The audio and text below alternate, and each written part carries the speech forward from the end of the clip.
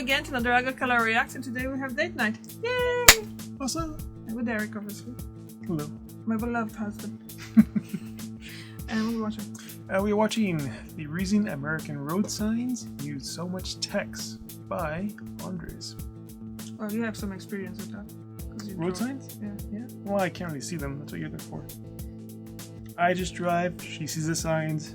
It's a 50-50. She's a driver, by the way. Yeah, you should see the signs as well. Look. This is okay. Yeah. That's what I take I'm not going to fight over that Train or bus? again. But as a driver who have a driving license, you should pay attention to the signs as well. Yeah, I have to go like 2 miles an hour trying to read the sign. Right. No. Yes, then, Eric have very bad eyesight? No, not eyesight. Observation? Yes, observational skills. I just would go into it and learn why there's so much text. Have you ever noticed that road signs in the US look different from the ones in other countries? Most of the world uses the same kind of signs, but as usual, America does things a little differently. Instead of symbols, they use a lot of text.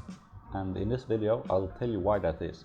And no, I'm sorry, I know a lot of people right now will want the answer to be just America dumb, but that's not it. As usual, it comes down to history and culture. Or actually, maybe it's a part of it. They don't seem to be able to read an IKEA manual.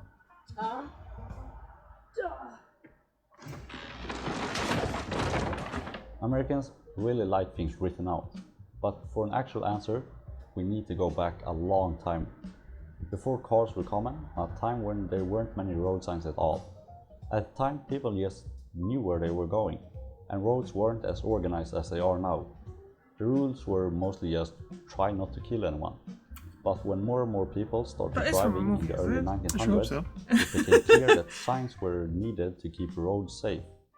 The US was a bit ahead in the driving department with the whole mass production of the Model T.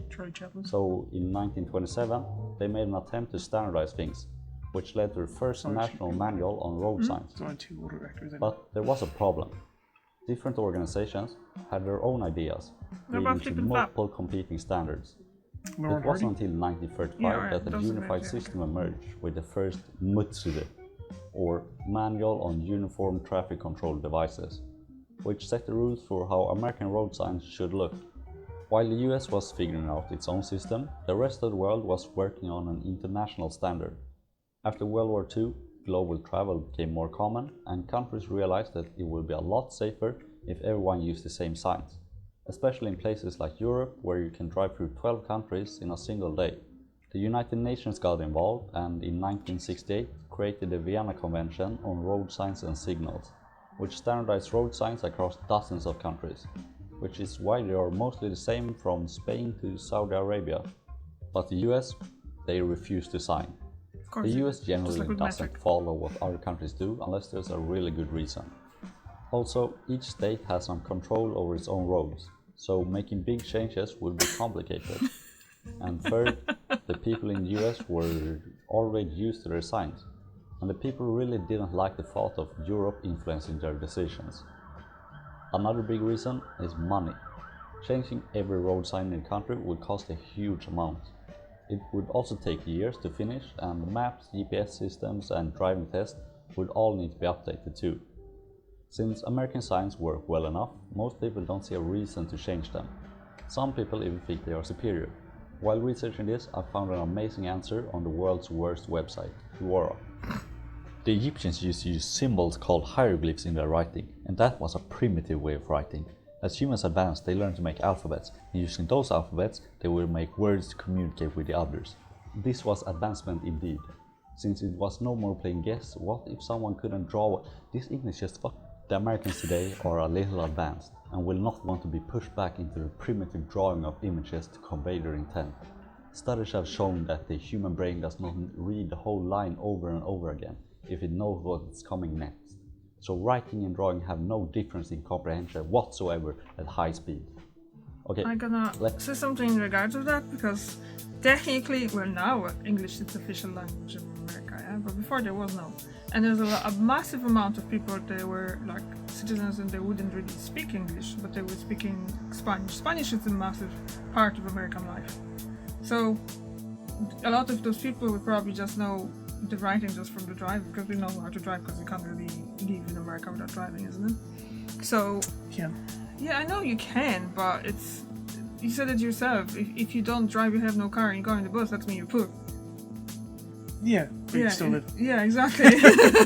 But I'm just saying that in comparison to Europe, where each country has pretty much different language and stuff like that, not having a word on the signs, it make it easier for everyone internationally. This is how, like, why they were talking about international. So then the symbols instead of words would be easier for people to understand worldwide.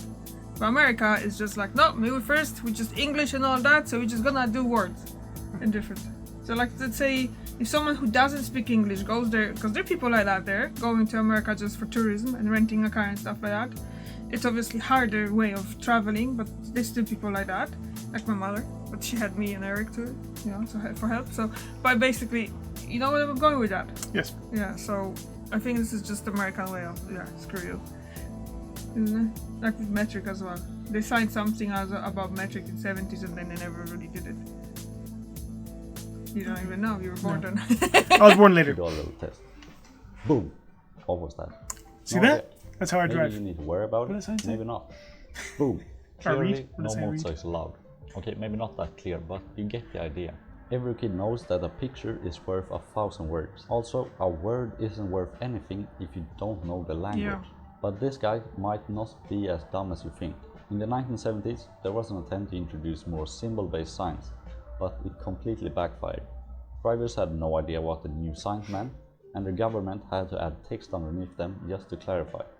By 1978, the experiment was quietly abandoned, and the US stuck with its text-heavy approach. But there's another, more cultural reason behind America's resistance to pictorial signs.